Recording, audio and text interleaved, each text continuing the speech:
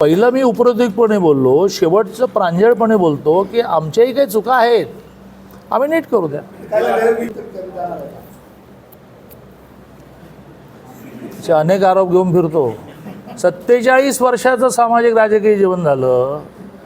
अनेकाने अनेक वेळेला अडचणीत आणण्याचा प्रयत्न केला. माझी तपश्चर्या इतकी मोठी आहे. पण आम्ही महानगरपालिका जिंकली ना. महापालिकेला तीनच आले ना. 3 सत्ता होती एक काळ, महानगरपालिकेत 3च आले ना. 3.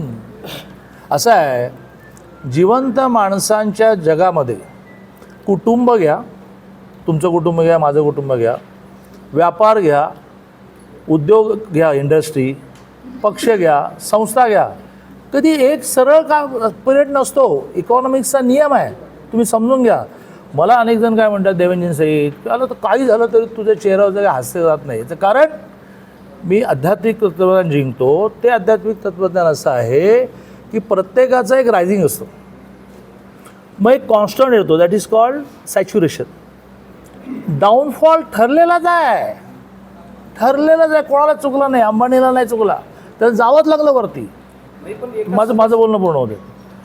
आणि त्यामुळे आम्ही काय अमरपट्टा घेऊन नाही आलो ना की मागच्या वेळची झडपी आली, यावर्षी झडपी आली, पुढच्या 10 झडपी आम्ही जिंकणार असं आहे का?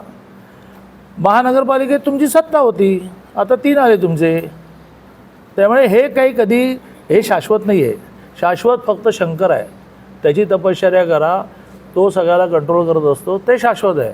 बाकी तुमचं माझं भांडण शाश्वत नाही, तुमचं माझं प्रेम पण शाश्वत नाही. मुद्दा असा